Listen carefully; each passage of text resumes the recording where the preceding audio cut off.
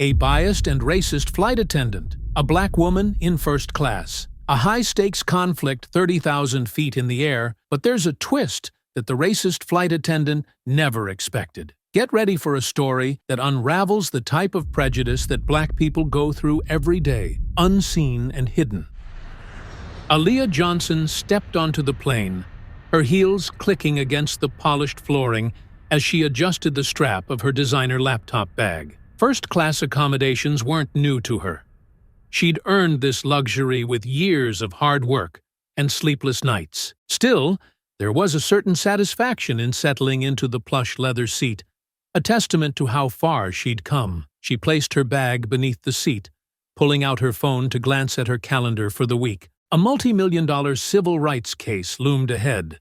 But for now, this flight was a brief respite. Closing her eyes, she leaned back, letting the soft hum of the engines soothe her. The chatter of passengers filling the cabin seemed distant, until a sharply polite voice interrupted her tranquility. "Ma'am?" the flight attendant said, her smile tight as she lingered at Aaliyah's row. "Can I see your ticket, please?" Aaliyah opened her eyes and looked up at the woman. Mid-40s, neatly pressed uniform, blonde hair pinned in a flawless twist. She radiated authority, but something in her tone suggested it wasn't a simple request. Aaliyah handed over the ticket without hesitation. Natalie Parker's gaze flicked over the boarding pass, her lips tightening. She murmured, holding it a moment too long before returning it. "I just needed to check. Sometimes passengers get confused about seating." "Not me," Aaliyah replied, her voice steady. "I know exactly where I'm supposed to be." "Of course," Natalie said with a clipped laugh. She lingered a second longer before moving down the aisle, muttering under her breath, "Well, first class certainly isn't what it used to be." Aaliyah stiffened, but chose to let the comment pass, focusing instead on the work email blinking on her phone. Her peace didn't last long. As Natalie made her rounds, Aaliyah noticed the subtle glances, the not-so-accidental delays in service at her row. When Natalie accidentally bumped her tray table while serving the passenger across the aisle, spilling a splash of water onto her lap, Aaliyah began to suspect it wasn't all coincidence. The whispers started soon after. Small, seemingly innocent remarks from Natalie to another flight attendant, glances cast her way. Aaliyah caught fragments. "Double-check if she's even supposed to be here," and "can't take chances these days." By the time the cabin doors closed, Aaliyah was no longer relaxing. Instead, she watched Natalie carefully, her instincts telling her this flight wouldn't be smooth, not because of turbulence, but because of the storm brewing right in her seat. The plane had been in the air for less than 15 minutes when Aaliyah felt the first direct strike of hostility. "Excuse me, ma'am," Natalie said, reappearing at her row with the same tight smile that didn't reach her eyes. She carried a clipboard now, a prop that made the encounter feel more official than necessary. "I need to speak with you about your seat." Aaliyah raised an eyebrow, glancing at the boarding pass still tucked in the pocket of her blazer. "Is there a problem?" Natalie's expression hardened slightly before she masked it with a forced laugh. "Not exactly, but there seems to have been an error in the seating arrangement. I believe this seat might have been assigned incorrectly. Would you mind moving to a seat in the main cabin? We'll make sure you're comfortable." Aaliyah's lips curved into a polite, tight smile. "This is the seat I paid for, so I'll stay here. If there's an error, you might want to check with whoever assigned it." Natalie's cheeks flushed a faint pink, and her clipboard sagged slightly in her hands. "Ma'am, it's a simple misunderstanding. I'm sure we can resolve this without any fuss." "I agree," Aaliyah said firmly, her tone still calm. "There's no fuss. I'm staying in my assigned seat." The interaction drew the attention of nearby passengers. A man in the adjacent row lowered his tablet, his curious gaze flicking between them. Another passenger leaned slightly forward, whispering to her seatmate. Aaliyah noticed it all but refused to let it rattle her. Natalie sighed audibly, shifting her weight to one hip as she clutched the clipboard. "Look," she said, her voice dropping an octave. "We both know how these things happen. Sometimes people end up in the wrong place, even if they don't mean to. I'm just trying to make sure everything is in order." Aaliyah's stomach tightened. People like me, you mean? Natalie's eyes widened for a split second before narrowing. That's not what I said, she snapped. Don't put words in my mouth. No, Aaliyah said, her voice cutting through the cabin's low hum. But that's exactly what you implied. A soft murmur rippled through the first-class section. Natalie's forced smile was long gone now, replaced by a look of barely concealed frustration. Her knuckles whitened around the clipboard. Aaliyah could feel the air thickening with tension, each word charged like an electric current. Natalie glanced down the aisle, as if hoping for backup, then leaned in slightly, lowering her voice. I'm giving you a chance to resolve this quietly. Don't make this harder than it needs to be. Aaliyah leaned back in her seat, her calm demeanor unwavering. The only person making this hard is you. If you're done harassing me, I'd like to enjoy my flight. The captain's voice crackled over the intercom, announcing the cruising altitude and welcoming everyone on board. Natalie hesitated, her jaw tightening, before straightening up and retreating down the aisle. Aaliyah watched her go, sensing that this wasn't over. A few minutes later, the beverage service began, with another flight attendant making rounds in first class. Natalie's absence was notable, but it didn't last long. She reappeared with another staff member, this one younger and visibly uneasy. She's refusing to move, Natalie said, her voice sharp but low enough to avoid the captain's notice. I need you to back me up here. The younger flight attendant hesitated, her eyes darting to Aaliyah, and then to the clipboard Natalie thrust into her hands. I don't think this is— Just do your job, Natalie snapped. Aaliyah folded her arms, her calm exterior beginning to crack. She'd been patient, but patience was a finite resource. Let me save you the trouble. If you're planning to escalate this, go right ahead. I'm sure my lawyer would love to hear how your airline treats paying customers. Natalie stiffened, her confidence faltering as nearby passengers leaned in, openly watching the exchange. The younger attendant fumbled with the clipboard, clearly uncomfortable. Aaliyah caught the apologetic glance she cast her way before scurrying off. Michael Rivera, seated in coach, adjusted his camera lens discreetly, angling it through the gap in the curtain. He'd been recording since Natalie's first approach, and his instincts told him this story was far from over. The murmurs grew louder as Natalie, now visibly flustered, leaned down toward Aaliyah once more. You people always make everything about race, she hissed under her breath, her tone venomous. I'm just doing my job. Aaliyah's eyes locked onto hers, unflinching. And I'm just sitting in my seat. If you have a problem with that, I suggest you take it up with someone who cares. Natalie straightened abruptly, her face blotchy with anger. She opened her mouth to respond, but caught herself, spinning on her heel and marching down the aisle. Aaliyah exhaled slowly, her pulse thrumming in her ears. She could feel the eyes of the other passengers on her, some sympathetic, others indifferent, and a few blatantly hostile. She didn't care. Let them look. She wasn't going anywhere. The cabin had settled into an uneasy quiet, but Aaliyah remained vigilant. She noticed Natalie pacing near the galley, her expression tense as she whispered to another flight attendant. The glances they threw her way were unmistakable, and Aaliyah knew it was only a matter of time before the next confrontation. Sure enough, Natalie returned, this time with the younger flight attendant in tow. The younger woman looked as if she wanted to be anywhere else. Natalie, however, wore an air of forced calm that did little to mask her simmering frustration. Ms. Johnson, Natalie began, her voice saccharine. We've checked our records again, and it seems there's still a discrepancy with your seat assignment. I'm afraid you'll have to move to the back of the plane. Aaliyah set down her book and turned her full attention to the flight attendant. I already told you, there's no discrepancy.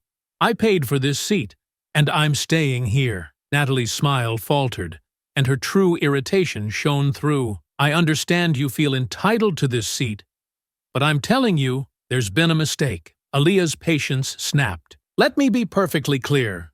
The only mistake here is how you're treating me. I'm not moving. Natalie leaned in slightly, lowering her voice as her professionalism cracked. You don't get to talk to me like that. I'm trying to do my job. But of course, people like you always have to make a scene. The air seemed to freeze around them. Aaliyah's heart pounded, but she kept her voice steady. And what exactly do you mean by people like me? Natalie's face flushed. You know exactly what I mean. Nearby passengers began whispering, their gazes bouncing between Aaliyah and Natalie. The tension in the cabin was palpable. One passenger, an older man in a business suit, cleared his throat loudly. But Natalie ignored him. You're being unreasonable, Natalie said, louder this time, as if trying to garner support. It's not that complicated. We can resolve this quickly if you just cooperate. Aaliyah folded her arms. Cooperate with what? Your blatant racism? Natalie recoiled as if struck. Excuse me? How dare you accuse me of something like that? I dare, Aaliyah said, her tone cutting. Because that's exactly what this is. You haven't harassed anyone else in this cabin, just me. And everyone here knows it. There was a brief silence before another voice broke through. She's right, said a middle-aged woman 2 rows back. Her voice was soft but firm. I've been watching the whole time. You're singling her out. Natalie's head snapped toward the woman. This has nothing to do with anyone else. I'm simply following protocol. Sure you are, the woman replied, crossing her arms. And I suppose protocol includes muttering about her under your breath? I heard you loud and clear. A ripple of murmurs swept through the cabin, and Natalie's composure wavered. She glanced toward the galley, clearly hoping for support, but the younger flight attendant who had accompanied her avoided her gaze, stepping back into the aisle. Meanwhile, Michael Rivera, seated in coach, adjusted his camera to capture the scene. He'd been recording from the moment Natalie had first approached Aaliyah, and now he zoomed in on the heated exchange. His instincts told him this was a story that needed to be told. Natalie's voice rose. I don't have to explain myself to any of you. I'm in charge of this cabin, and I'll decide what's appropriate. Aaliyah remained seated, her voice calm and even. No. What you'll do is stop harassing me and do your job. Unless, of course, you'd like me to escalate this further. Natalie blinked, clearly thrown by Aaliyah's composure, but her anger quickly returned. You want to escalate this? Fine. I'll get the captain involved. Please do, Aaliyah said, gesturing toward the cockpit door. Let's see how far you're willing to take this. Natalie hesitated for a moment before storming off, her heels clicking sharply against the floor. The murmurs in the cabin grew louder as passengers began discussing what they'd witnessed. Some openly sided with Aaliyah, while others muttered about staying out of it. Aaliyah exhaled, her pulse pounding in her ears. She wasn't afraid of confrontation, but the blatant nature of Natalie's actions left her feeling exposed in a way she hadn't anticipated. She caught the eye of the middle-aged woman who had spoken up earlier and offered a small nod of thanks. Moments later, Natalie returned with the captain in tow. His expression was a mix of irritation and confusion. Clearly, he wasn't pleased about being dragged into the situation. What seems to be the issue here? He asked, his tone weary. Natalie launched into a rehearsed explanation, painting Aaliyah as uncooperative and disruptive. But before she could finish, Aaliyah interrupted. Captain, I'm happy to clarify. I'm sitting in the seat I paid for, and this flight attendant has been harassing me from the moment I boarded. Her behavior is completely unacceptable, and I have witnesses to back me up. The captain frowned, glancing between Aaliyah and Natalie. Is that true? He asked, addressing the other passengers. Several passengers nodded, and one spoke up. I've seen everything. She's been targeting her for no reason. Natalie's face turned red, and her mouth opened and closed, as if she couldn't believe what she was hearing. I see, the captain said, his tone cold. Ms. Parker, can I speak to you in the galley? Natalie stiffened, but she had no choice but to follow him. As they walked away, Aaliyah leaned back in her seat, her body still tense, but her mind racing with thoughts of what might come next. The captain returned to the cabin after a short but intense conversation in the galley. His expression was carefully neutral, but the tension in his posture was evident. He walked straight to Aaliyah, who sat upright, her composure unshaken despite the growing frustration in her chest. Ms. Johnson, the captain began, his voice measured. "I understand there's been a misunderstanding. Ms. Parker has raised concerns about seating arrangements, and to avoid any further disruption for other passengers, I kindly ask that you move to a seat in the main cabin." Aaliyah's eyes narrowed. "So let me get this straight. You're asking me, the paying customer sitting in the seat I was assigned, to move because your flight attendant can't handle the sight of me here?" The captain's jaw tightened, but he maintained his professional demeanor. "I'm asking for your cooperation to ensure the rest of the flight proceeds without incident." "Incident?" Aaliyah repeated, her tone sharp.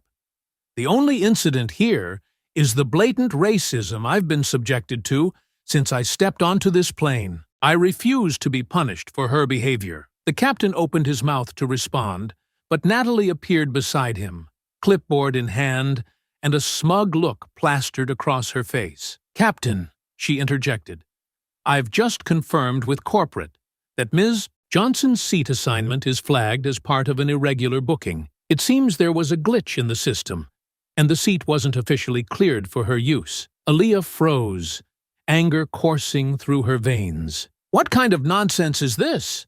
Natalie's voice oozed faux sympathy as she held up the clipboard. "I'm afraid these things happen. We're happy to accommodate you in the main cabin. And of course, we'll provide a voucher for the inconvenience." A ripple of murmurs spread through the cabin, passengers now openly speculating on what was happening. Aaliyah's fingers tightened around the armrest. She could feel the heat of every gaze on her, waiting to see what she would do. "You can't be serious," Aaliyah said, her voice low but firm. "This is a thinly veiled attempt to humiliate me, and you know it." Natalie leaned in slightly, her voice quiet but venomous. "If you don't move now, I'll have security waiting for you when we land. It's your choice." For a moment, Aaliyah's resolve wavered. She wasn't afraid of a fight, but she knew how easily situations like this could spiral out of control, especially when someone like Natalie was involved. Images of headlines ran through her mind. "Black woman removed from first-class seat in dispute." The narrative twisted against her. Her dignity dragged through the mud. With a deep breath, she stood. The cabin fell silent, and Natalie's smirk grew wider. "I'll move," Aaliyah said, her voice steady despite the fury burning inside her. "But not because you're right, only because this isn't over.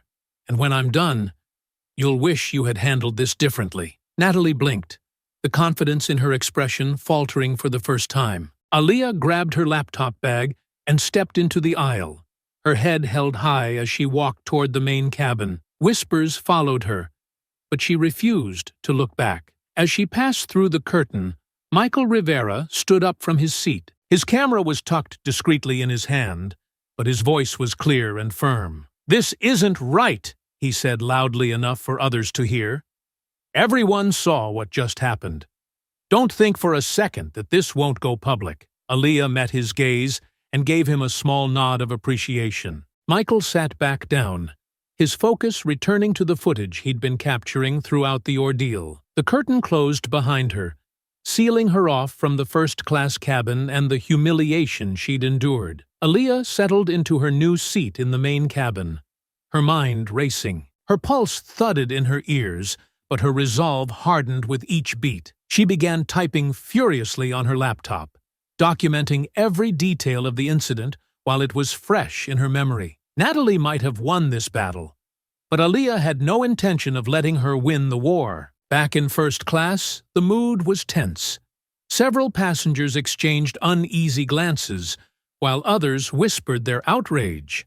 Michael continued to record surreptitiously, his footage now including a shot of Natalie as she strutted back down the aisle, her expression smug. As the plane flew westward, the cracks in Natalie's composure began to show. More passengers were speaking up, and murmurs of discontent grew louder. By the time Natalie returned to the galley, she found herself cornered by a middle-aged woman who had finally decided enough was enough. "You should be ashamed of yourself," the woman hissed, loud enough for everyone in earshot to hear. "This isn't going to end well for you." Natalie's confidence wavered, but she quickly put on her professional mask and brushed the woman off. Still, A flicker of uncertainty crossed her face. The seeds of resistance had been planted. Aaliyah sat stiffly in her cramped seat in the main cabin, her laptop open on the tray table. The steady hum of the engines was a stark contrast to the storm brewing inside her. Her fingers moved quickly across the keyboard, documenting everything she could remember. Natalie's comments, the captain's spineless capitulation, and the simmering humiliation of being forced out of a seat she rightfully paid for. Passengers in the rows around her stole glances, their whispers barely muffled. Some looked sympathetic, others curious, and a few wore expressions of quiet disapproval, as if her mere presence made them uncomfortable. Aaliyah ignored them all, channeling her focus into the account she was crafting. Meanwhile, back in first class, the atmosphere had grown frosty. Michael Rivera was still seated, his camera discreetly capturing the aftermath of Aaliyah's forced move. He occasionally glanced at Natalie, who was pacing the aisle with an air of forced calm. Her smugness had ebbed slightly, replaced with a flicker of nervousness as she noticed passengers murmuring and throwing her pointed looks. Michael leaned back in his seat, scrolling through the footage he'd recorded so far. He'd caught almost everything.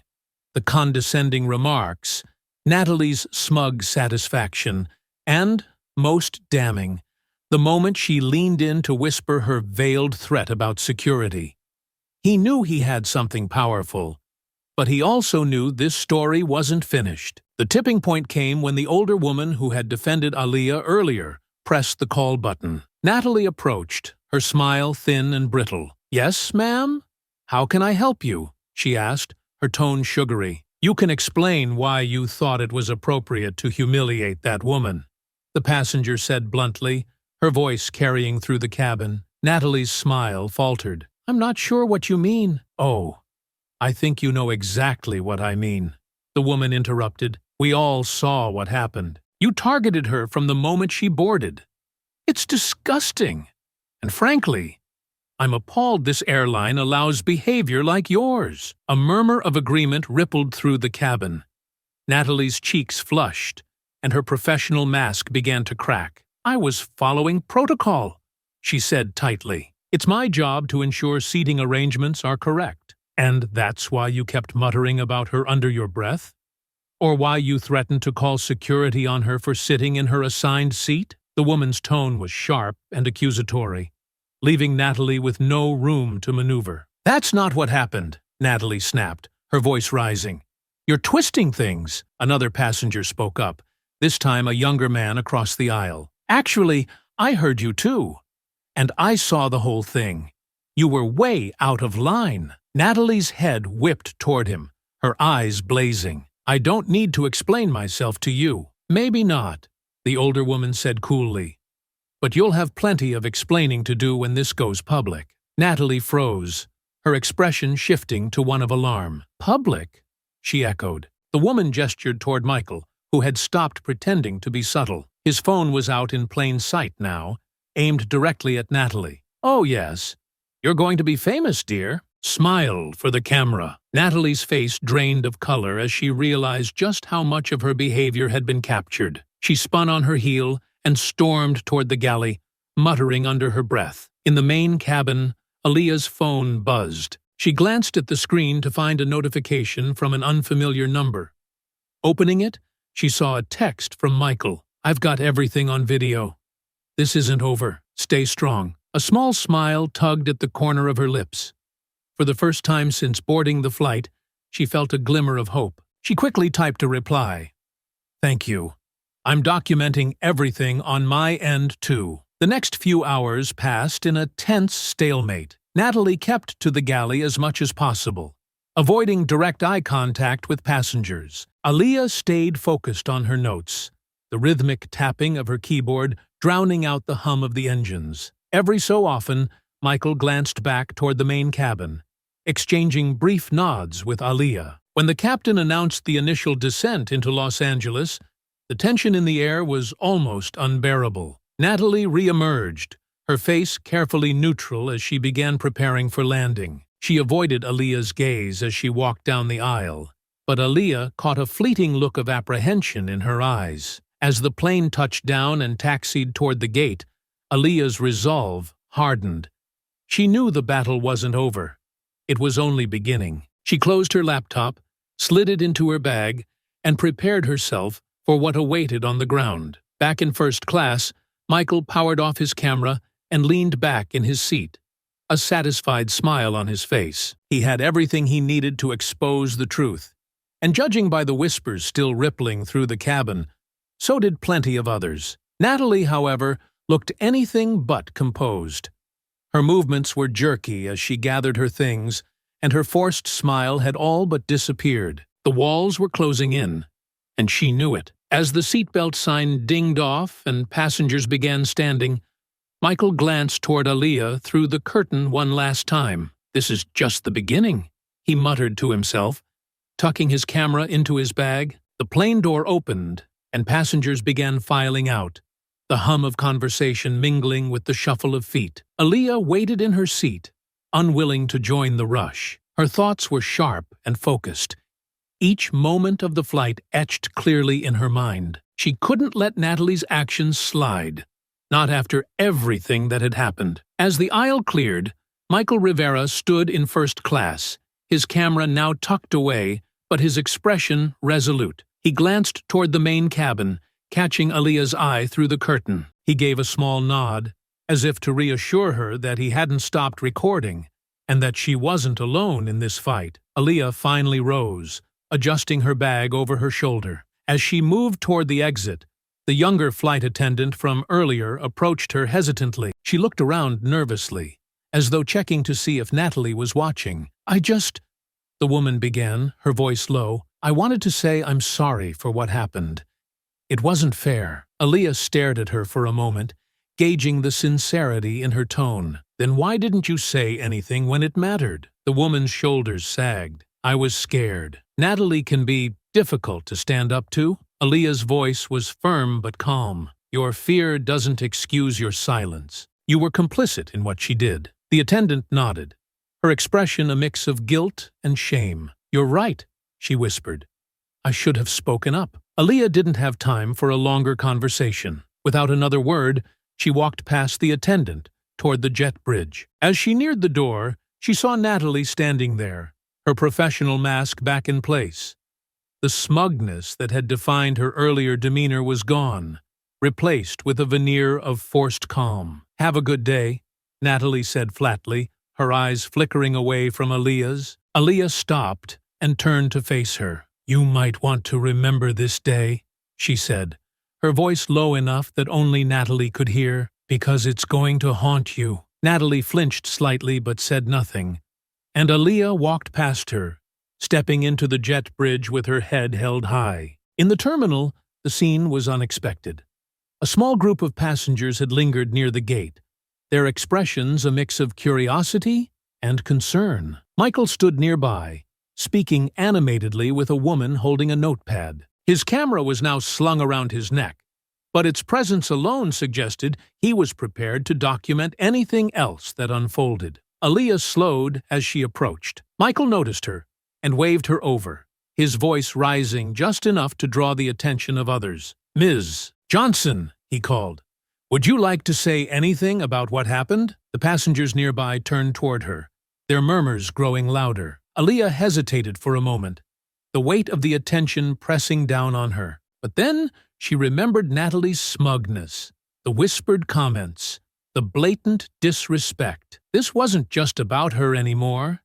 It was about standing up for what was right. She straightened her posture and addressed the small group. "What happened on that flight was unacceptable," she said, her voice steady and clear. "I was targeted and humiliated because of someone else's prejudice.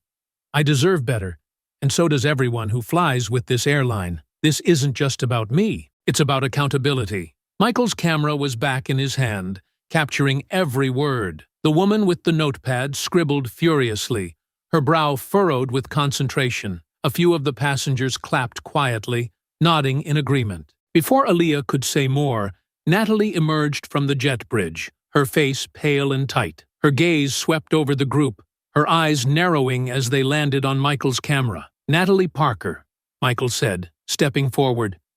Do you have anything to say about your treatment of Ms. Johnson during the flight? Natalie's composure cracked for a split second, her lips tightening as she shot him a glare. No comment, she snapped.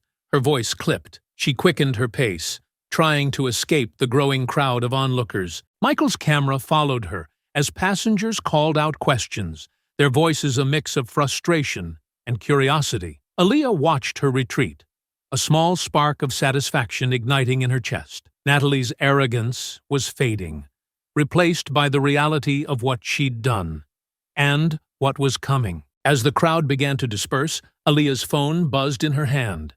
A notification from a social media platform lit up her screen, accompanied by a familiar hashtag, "Chut flying while black." Clicking on it, she saw that Michael's earlier video was already gaining traction, with hundreds of comments pouring in. Outrage filled the posts, calling for justice and accountability. Aaliyah's resolve deepened. This was only the beginning. Natalie wouldn't get away with her behavior, and the airline wouldn't be able to hide behind its policies. Justice wasn't just a possibility.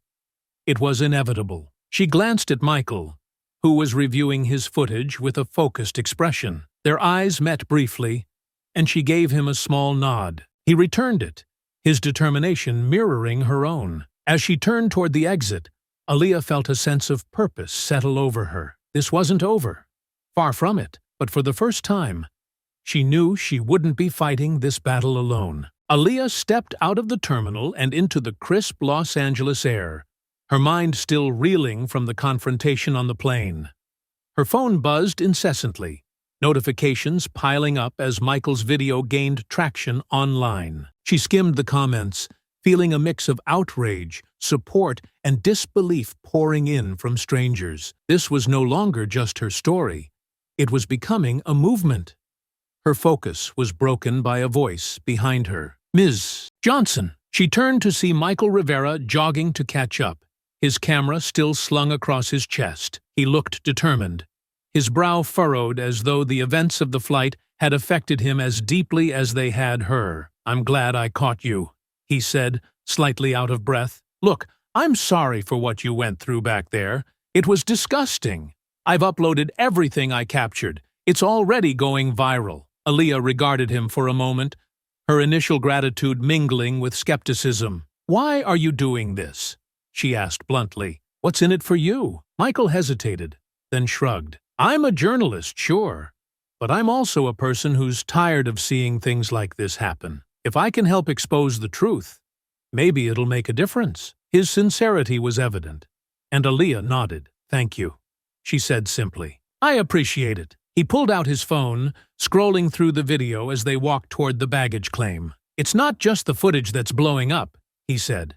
"People are digging up complaints about Natalie Parker. This isn't the first time she's been accused of misconduct." Aaliyah stopped mid-step. "What?" "Yeah," Michael continued, his voice lowering. "Looks like there are multiple incidents of her targeting passengers, though nothing quite this blatant. Most of them didn't go public, just filed quietly and swept under the rug." Aaliyah's jaw tightened. "Of course they were," she muttered. "That's how these things always go." Michael glanced at her. "Not this time. You've got people backing you now, and the airline's already scrambling. They're going to have to respond." Before Aaliyah could reply, her phone buzzed again. This time, it was a call. She recognized the number immediately.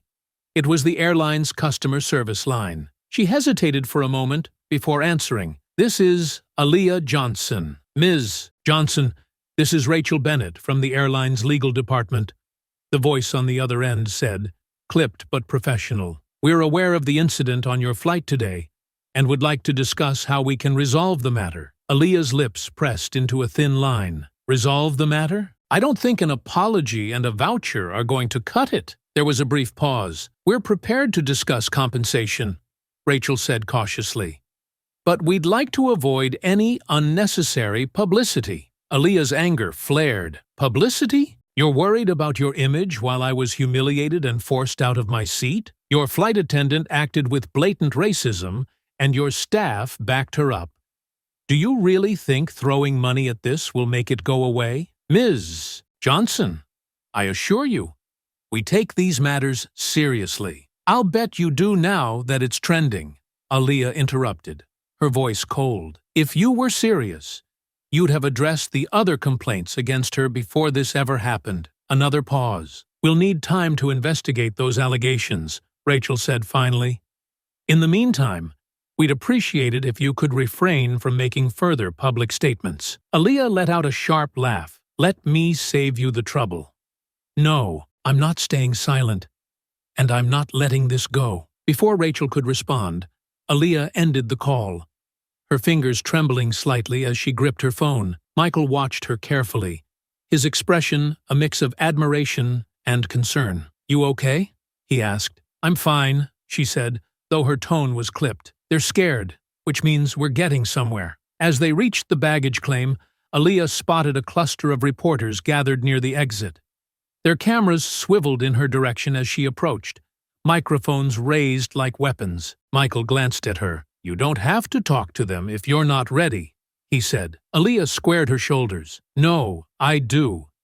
This isn't just about me anymore. She stepped forward, the reporters closing in like a wave. Questions flew at her from every direction, their voices overlapping in a chaotic chorus. Ms. Johnson, can you comment on the video going viral? Do you believe the airline condones discrimination? What are your next steps?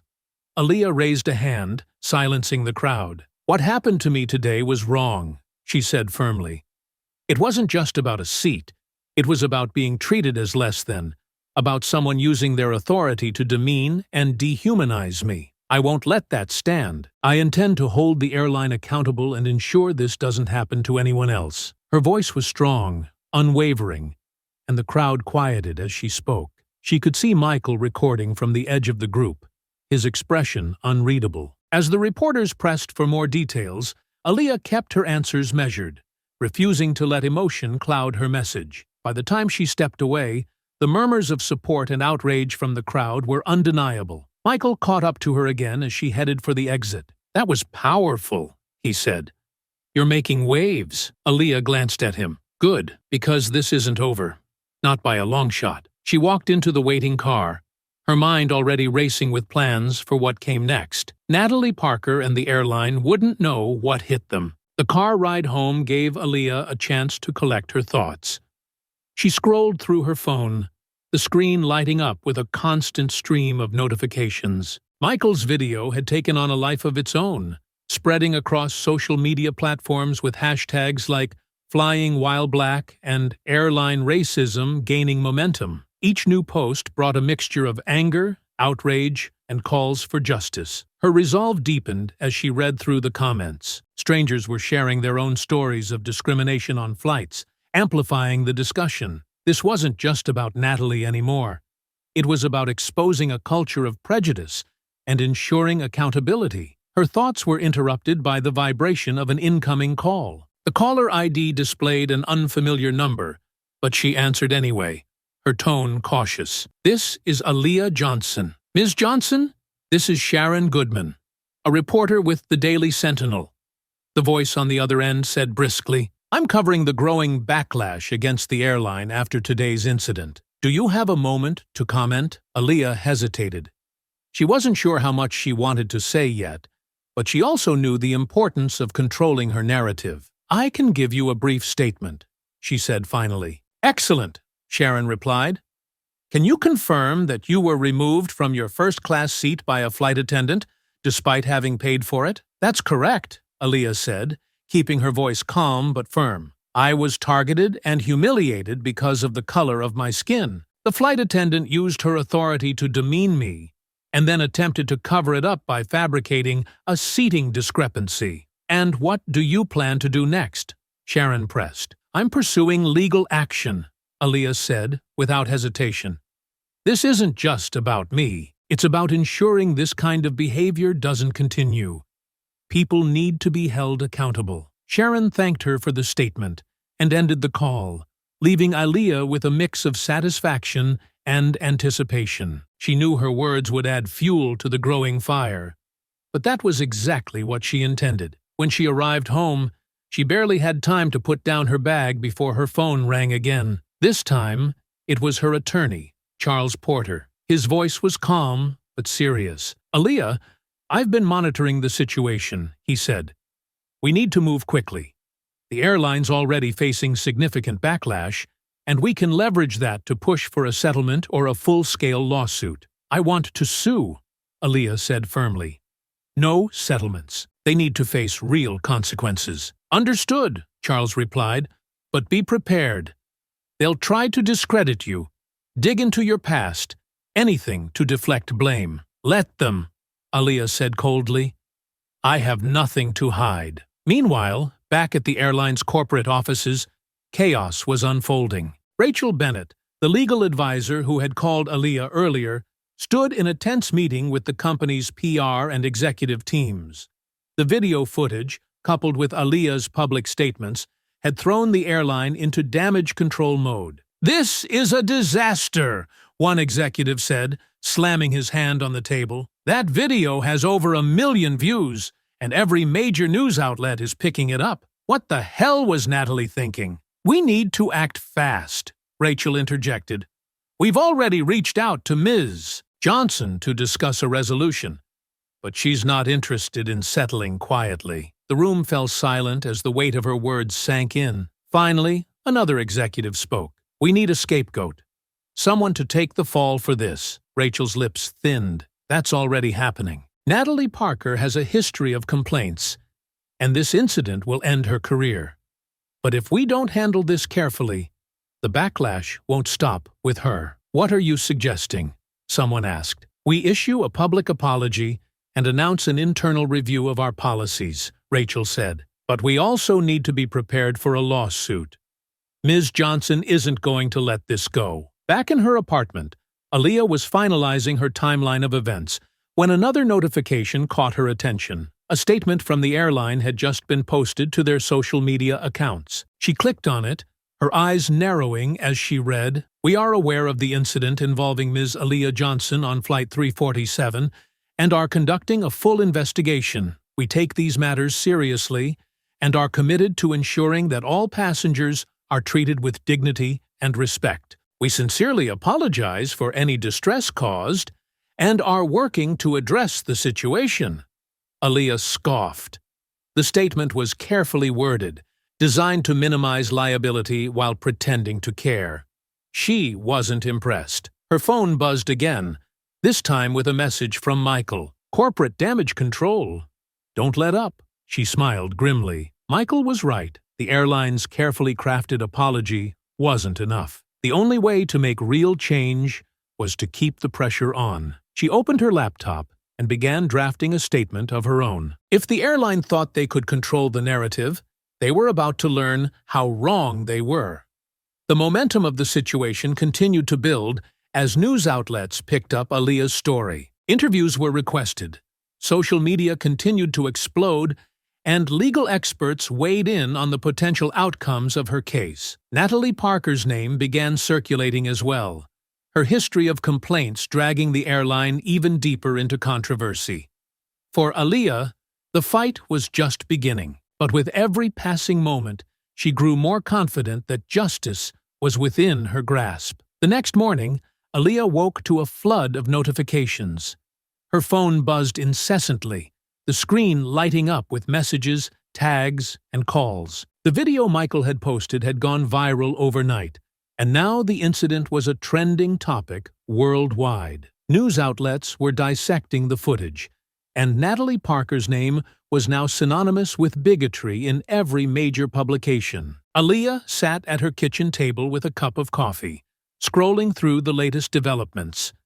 There were articles speculating about Natalie's past, opinion pieces condemning the airline, and hashtags calling for Natalie's termination and systemic change within the industry. Her inbox was flooded with emails from reporters and activists alike, all wanting to speak with her. Her phone rang again, and she saw Charles Porter's name flashing on the screen. She answered quickly. "Morning, Charles." "Morning, Aaliyah," he said, his tone sharp but businesslike. "I've been reviewing the video and your documentation.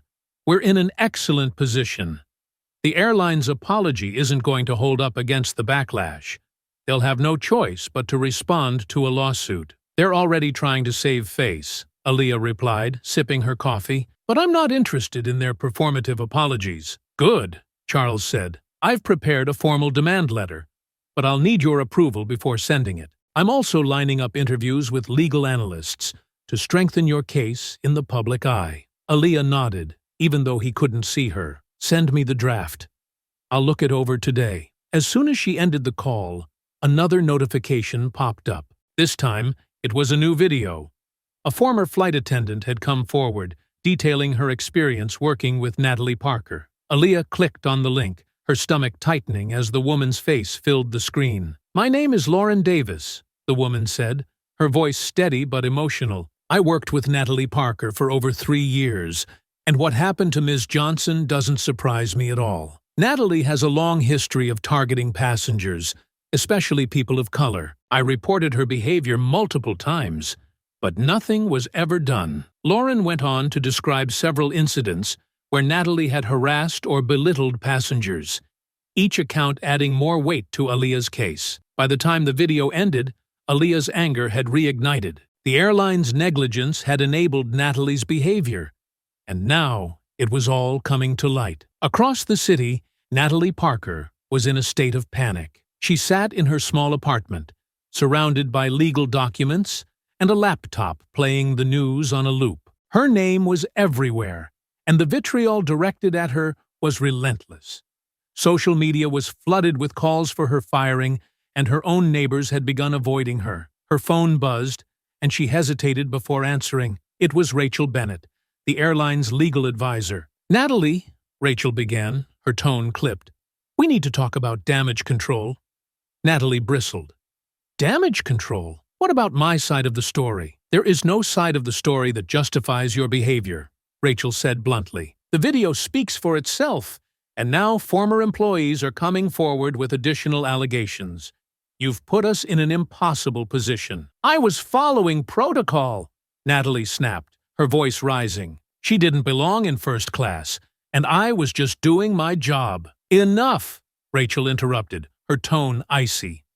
"Your actions have cost the airline millions in PR damage, and we're facing a potential lawsuit that could grow into a class action if other passengers come forward. Frankly, you're lucky we haven't terminated you yet." Natalie's breath hitched, the gravity of her situation finally sinking in. "What do you want me to do?"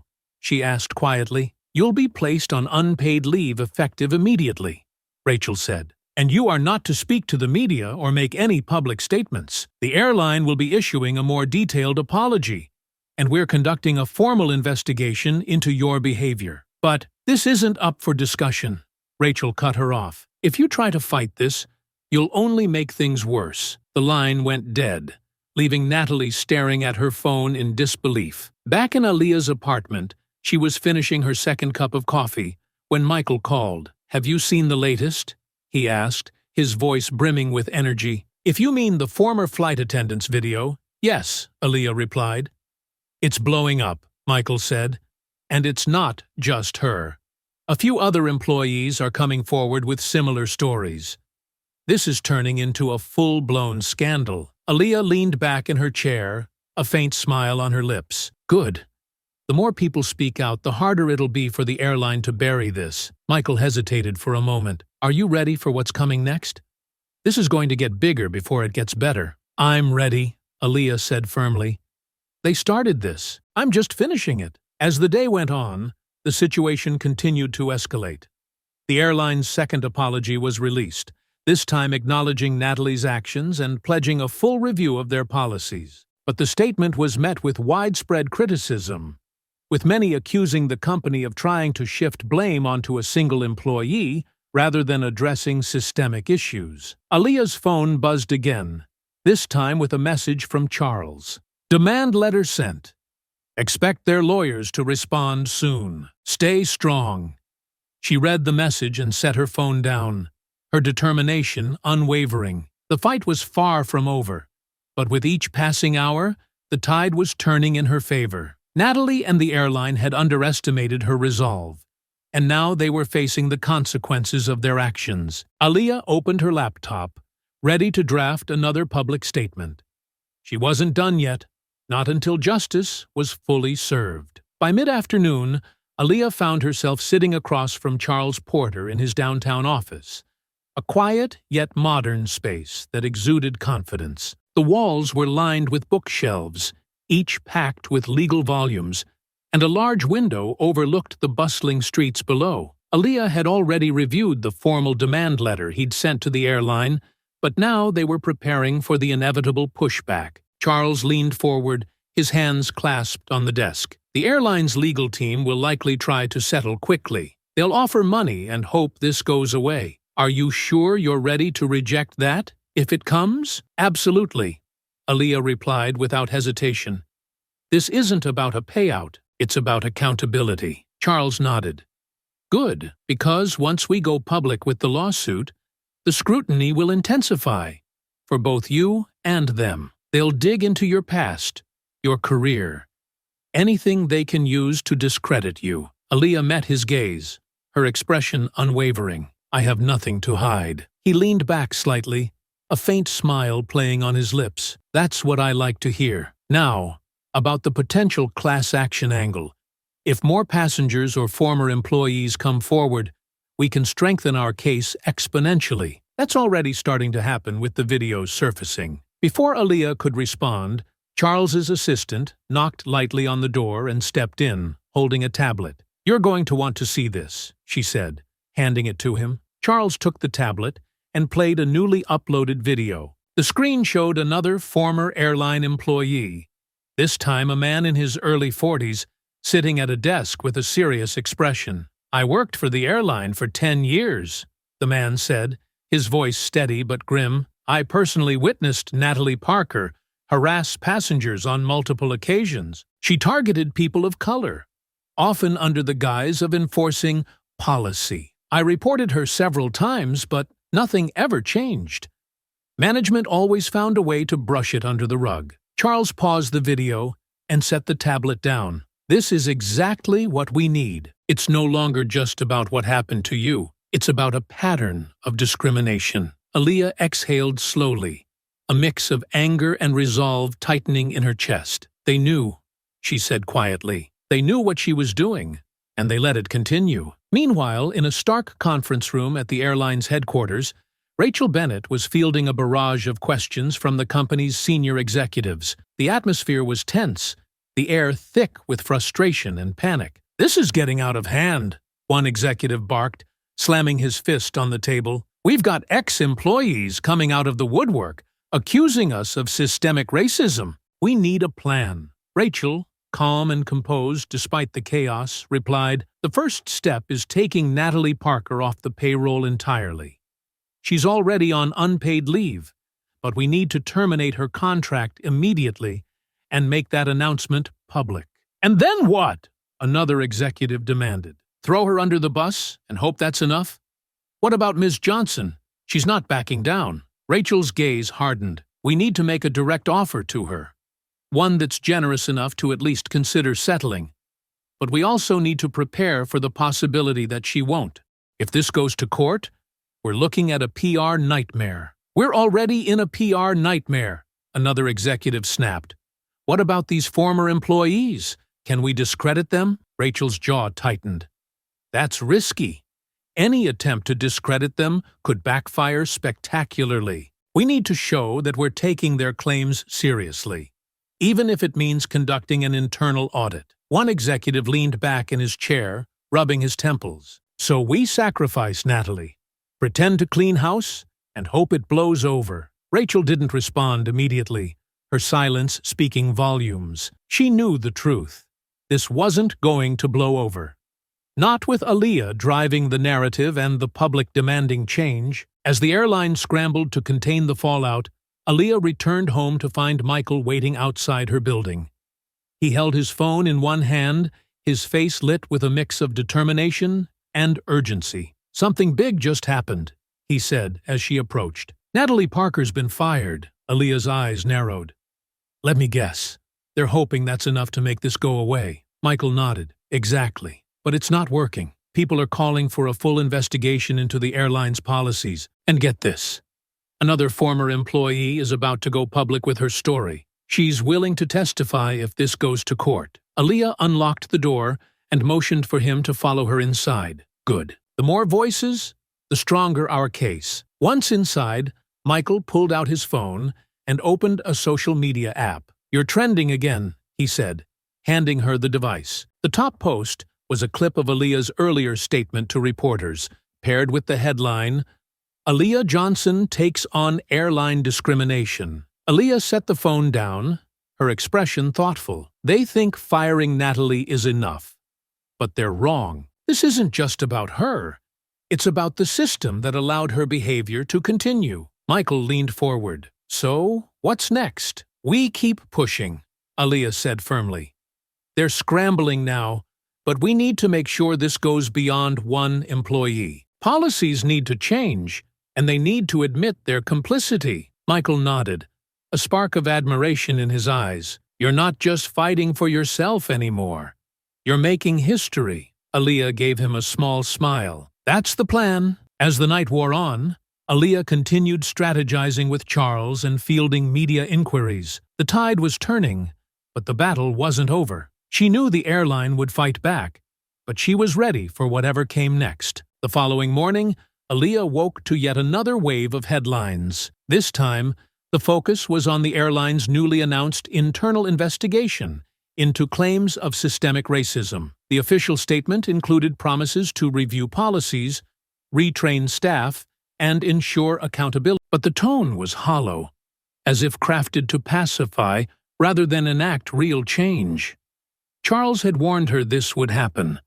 Corporate lip service designed to make the issue disappear. Aaliyah scrolled through the responses online. Many were skeptical, accusing the airline of trying to save face without addressing the root cause. Others demanded justice for Aaliyah and the employees who had come forward. The pressure was mounting, and the airline's attempts to shift the narrative weren't working. As she finished her breakfast, her phone buzzed with a call from Charles. "Good timing," she said as she picked up. "I was just reading their statement." "It's nothing more than damage control," Charles replied. "They're hoping this investigation will buy them time, but we're not letting up. The lawsuit is already making waves, and now we have another key piece of leverage." "What's that?" Aaliyah asked, her curiosity piqued. "Several passengers from your flight have agreed to testify," Charles said. "They witnessed everything and are willing to back up your account in court." Aaliyah exhaled in relief. "That's huge. If we can show this wasn't an isolated incident, their case will crumble." "Exactly," Charles said. "And with the former employees' testimonies, we're building a narrative of negligence and systemic issues. This isn't just about Natalie anymore. It's about the airline's failure to act." "Good," Aaliyah said firmly. "They've had this coming for a long time." At the airline's headquarters, Rachel Bennett sat in yet another tense meeting. The fallout from Natalie's firing had only intensified the scrutiny on the company, and the executive team was scrambling to regain control. "The lawsuit is gaining traction," Rachel said, her voice calm but pointed. "We need to prepare for the possibility of this going to trial." One of the executives shook his head. "We can't let it get that far. The optics would be catastrophic." "Then we need to act decisively," Rachel replied. "Announcing Natalie's termination was the right move, but it's not enough. The public wants more. They want to see real change." Another executive sighed. "So what do you suggest? Overhaul our entire training program? Fire half the staff?" Rachel's gaze was steady. "We start by settling with Ms. Johnson. A public trial would destroy us.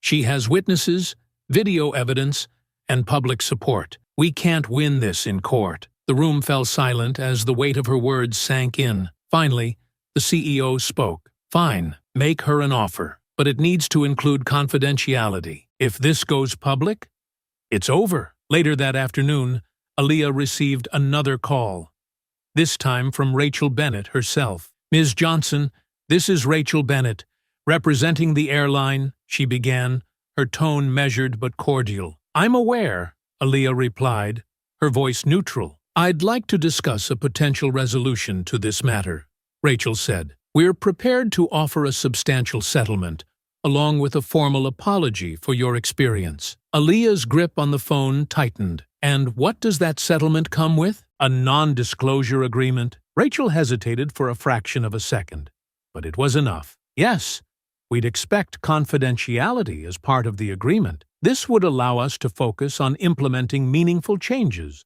without further distractions. Aaliyah let out a bitter laugh. Meaningful changes? You mean sweeping this under the rug? Ms. Johnson, we take these allegations seriously, Rachel said, her voice strained. This settlement is an acknowledgement of our commitment to making things right. I'm not interested in hush money, Aaliyah said sharply. I want accountability, public accountability.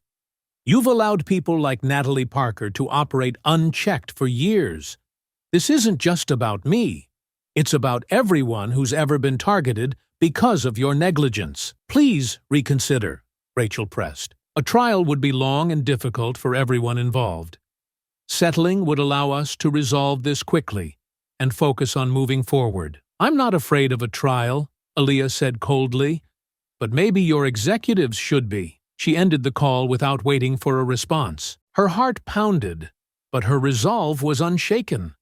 This wasn't about money. It was about justice. The airline's efforts to control the narrative were unraveling by the hour. News outlets continued to air interviews with former employees and passengers, each adding another layer to the growing scandal. Social media was ablaze with calls for boycotts and demands for systemic change. Michael Rivera reached out that evening, his voice buzzing with energy. Aaliyah, I just got word that a major civil rights organization wants to back your case. They're offering legal and financial support. That's incredible, Aaliyah said, a small smile breaking through her fatigue. With their help, we can make this even bigger, Michael chuckled. Bigger is an understatement. You're becoming the face of a movement. I didn't ask for that, Aaliyah said softly. But if it's what it takes to make things change, I'll do it. As the call ended, Aaliyah sat back and allowed herself a moment of reflection. The fight was far from over, but she could feel the tide turning. The airline was on the defensive, and for the first time, real accountability seemed within reach. Her phone buzzed with another notification, this time a headline. Civil rights leaders rally behind Aaliyah Johnson. She clicked on it, skimming the article and feeling a renewed sense of purpose. This wasn't just her battle anymore. It was a collective stand against injustice, and Aaliyah was ready to see it through to the end. The days leading up to the trial were a whirlwind of preparation, media coverage, and mounting tension. Aaliyah worked tirelessly with Charles, reviewing every detail of her case. The growing mountain of evidence, combined with the testimonies of witnesses and former employees, painted a damning picture of the airline's culture and Natalie Parker's unchecked behavior. In Charles's office, the atmosphere was electric as they finalized their strategy. Aaliyah sat across from him, her laptop open as she reviewed the latest witness statements. Beside her, Charles paced, a file in hand. The key to this case, Charles began, is not just proving what happened to you, but demonstrating the airline's systemic negligence. The video is powerful, but the testimonies from former employees and passengers are what will solidify their liability. Aaliyah nodded, her resolve evident. We need to make it clear that this isn't just about one flight attendant. It's about an entire system that allowed her behavior to thrive. Charles stopped pacing and looked at her, his expression serious. Are you ready for the cross-examination? They're going to come after you hard, try to paint you as overly combative or out for money. I'm ready, Aaliyah said firmly. They can try, but the truth is on my side. Before Charles could respond, his assistant entered the room with a stack of papers. The airline's legal team just submitted their pre-trial motions, she said. They're requesting a dismissal, arguing that the incident was an isolated misunderstanding. Charles scoffed as he flipped through the pages.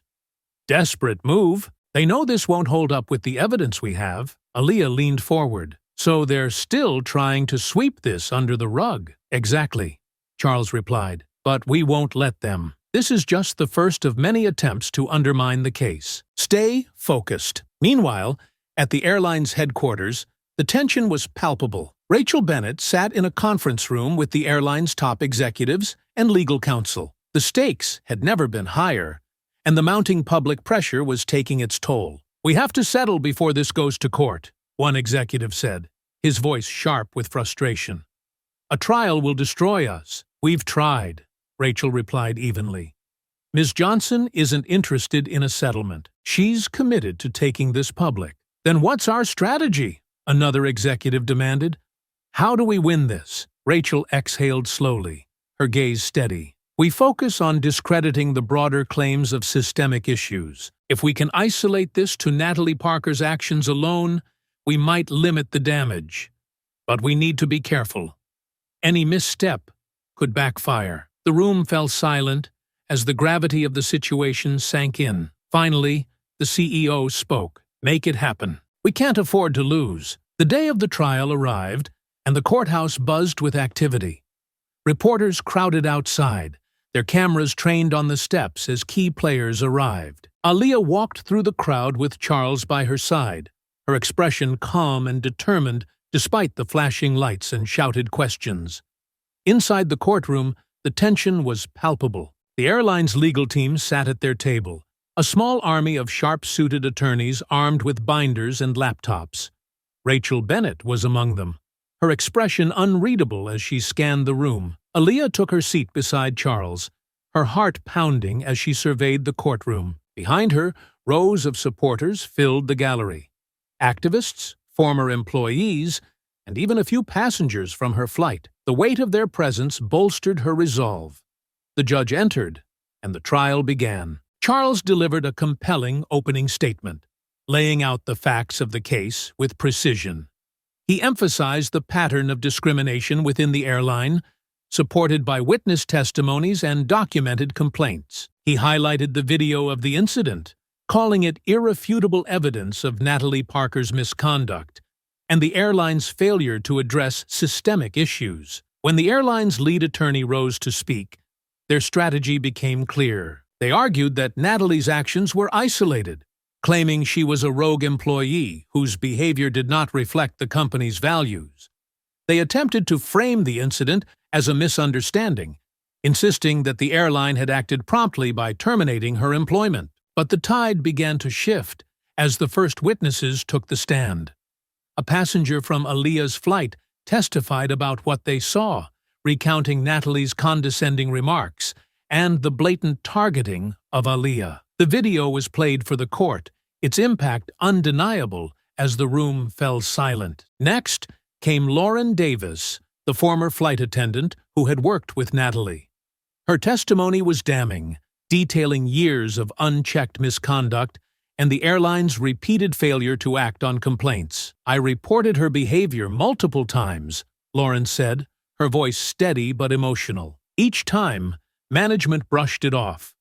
They cared more about avoiding bad PR than protecting passengers." The airline's legal team attempted to discredit her, pointing to her departure from the company as a sign of bias. But Lauren held her ground, her testimony unwavering. When it was Aaliyah's turn to testify, the courtroom grew even quieter. She recounted the events of the flight in vivid detail, her voice calm but firm. She described the humiliation of being targeted and the strength it took to stand her ground. "I wasn't just fighting for myself that day," she said, her gaze sweeping the room.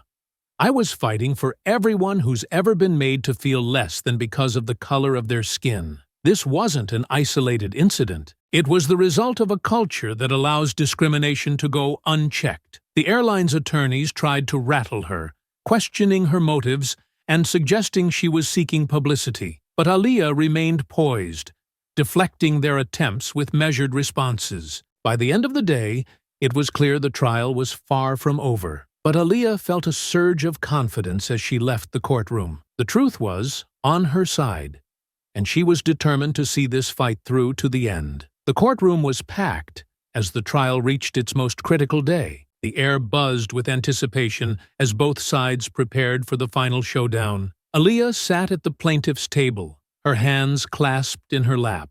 Her heart raced, but her face remained calm and resolute. Charles was beside her, flipping through his notes, his confidence a steadying force. The day began with the airline's lead attorney calling their star witness, the captain of the flight. He was a seasoned professional with decades of experience, and his testimony was intended to bolster the airline's narrative of a misunderstanding. The captain took the stand, his uniform pristine and demeanor composed. "I remember the incident," he began, his voice even.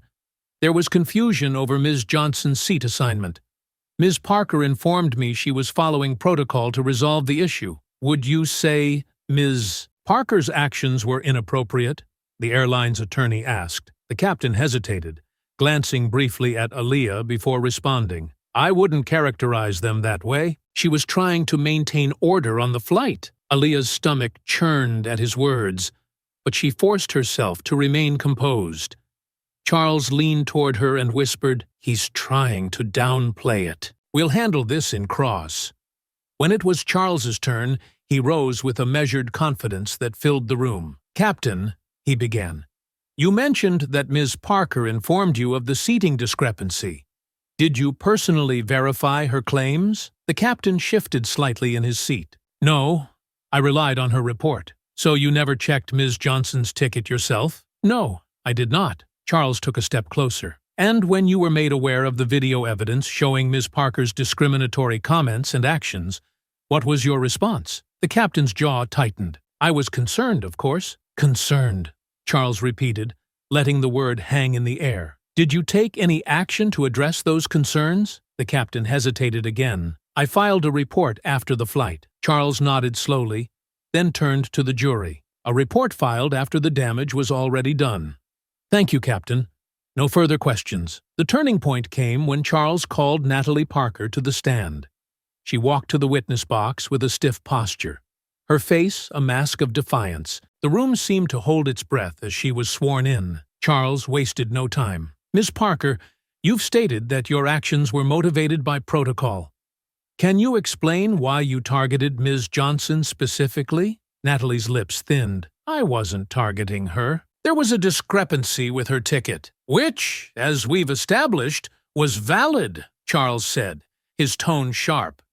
"Yet you insisted on removing her from first class.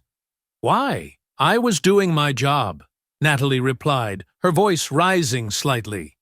"Your job," Charles echoed. He picked up a document from the table. "Let's talk about your job. Over the years, multiple complaints were filed against you by passengers and colleagues alike.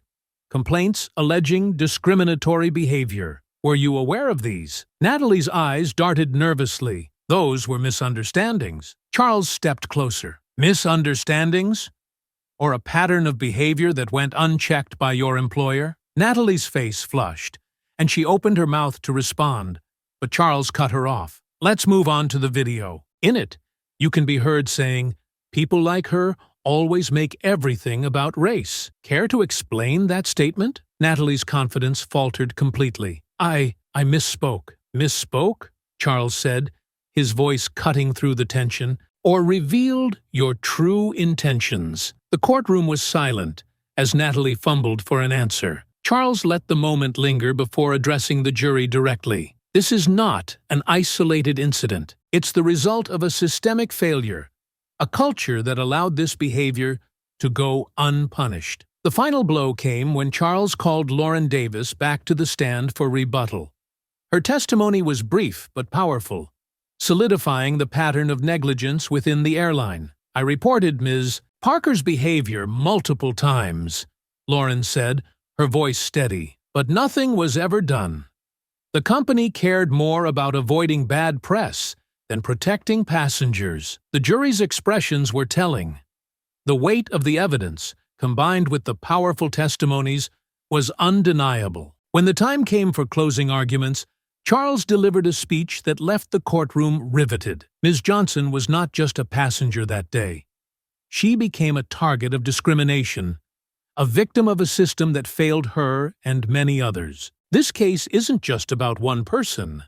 It's about holding a corporation accountable for fostering an environment where prejudice thrives unchecked. Justice demands action, not silence. The airline's attorney gave their closing argument, trying to deflect blame onto Natalie as a lone bad actor.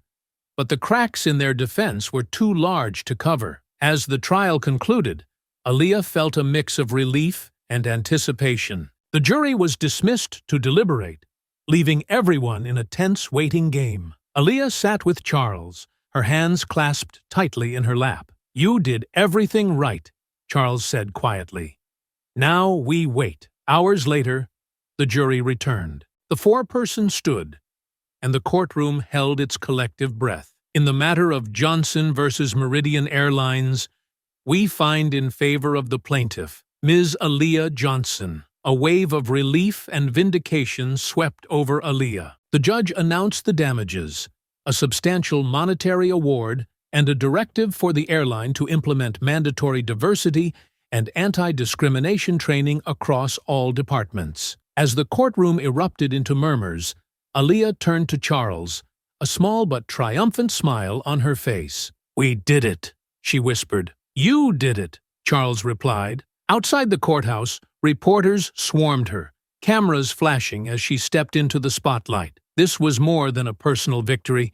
It was a moment of change, a beacon of accountability that would resonate far beyond the courtroom. The courtroom victory sent shockwaves through the media, sparking nationwide conversations about accountability and systemic discrimination. Aaliyah became an overnight symbol of resilience and justice. But as she stepped out of the courthouse into a sea of reporters, she knew her fight wasn't over. This was just the beginning of a larger movement. "Ms. Johnson," one reporter called out, shoving a microphone in her direction. "How do you feel about today's verdict?" Aaliyah paused, her voice calm but resolute. "I feel relieved. But more than that, I feel determined. This verdict is a step toward justice, but it's not enough. Companies like Meridian Airlines need to do more than issue apologies. They need to dismantle the systems that allow discrimination to persist. This isn't just about me. It's about everyone who's ever been targeted, silenced, or ignored." Her words carried through the crowd, sparking a wave of murmurs and applause from supporters gathered nearby. Michael Rivera stood to the side, recording everything. He gave her a nod of encouragement, his camera capturing the moment for the world to see. Later that evening, Aaliyah sat in her apartment, surrounded by flowers, cards, and emails of support. The outpouring of solidarity was overwhelming, but it also reinforced the weight of what she had taken on. She scrolled through social media, where her name trended alongside hashtags demanding corporate reform. Her phone buzzed with a call from Charles. "You've seen the news?" he asked. "Hard to miss it," she replied, glancing at her TV, where a panel of legal experts debated the broader implications of her case. "They're calling this a landmark moment," Charles said. "The damages awarded, the mandated reforms. It's going to set a precedent." Aaliyah leaned back, letting out a deep breath. "Good, but I'm not stopping here." Charles chuckled lightly. "I had a feeling you'd say that. What's next?" "I want to make sure the airline follows through on their promises," she said. "And I want to use this momentum to push for change in the industry as a whole. If this can happen at Meridian, it's happening elsewhere too." "You've got the platform to do it," Charles said. "And if you need legal support, you know where to find me." "Thank you, Charles," Aaliyah said sincerely. "I couldn't have done this without you." Across the city, Natalie Parker sat in her darkened apartment, watching the news in silence. Her face was pale, her once confident demeanor replaced with bitterness and regret. The verdict had not only cost her a career, but had made her a pariah. Neighbors avoided her, and her family refused to take her calls. The public humiliation was complete. As the screen flashed images of Aaliyah addressing the crowd, Natalie's lips tightened. For the first time, she felt the weight of her actions. Not just their impact on herself, but on the woman she had tried to diminish. The following week, Aaliyah was invited to speak at a major civil rights conference. Standing before a packed auditorium, she recounted her story, not as a victim, but as a catalyst for change. "What happened to me wasn't unique," she said, her voice echoing through the room. "It's part of a larger pattern, a system that needs to be dismantled. We can't allow discrimination to hide behind policies or go unchecked by corporations that prioritize profits over people. Together, we can hold them accountable." The crowd erupted in applause, and Aaliyah felt a surge of pride. She had turned her pain into purpose, using her platform to amplify voices that had been silenced for too long. Meanwhile, Meridian Airlines announced sweeping reforms in response to the court's ruling. Mandatory diversity training was implemented across all departments, and an independent oversight committee was established to handle complaints. The company's CEO publicly acknowledged their failings, pledging to rebuild trust with their customers and employees. But the victory wasn't just a corporate one. Passengers who had faced similar injustices began sharing their stories, sparking a wave of activism that extended far beyond the airline industry. Months later, Aaliyah found herself on another flight, this time as a guest speaker traveling to Washington, D.C., to testify before Congress on the need for federal regulations to address discrimination in the airline industry. As she settled into her seat, the flight attendant approached her with a genuine smile. "Ms. Johnson," she said, "I just wanted to say thank you. What you did, it's making a real difference." Aaliyah smiled back, feeling a sense of closure she hadn't expected. "Thank you," she replied, "but there's still more work to do." As the plane took off, Aaliyah gazed out the window, her mind already racing with ideas for what came next. She wasn't just fighting for herself anymore. She was fighting for everyone who deserved better. The journey had been long and grueling, but Aaliyah knew one thing for certain: justice wasn't a destination. It was a path, and she was determined to keep walking it.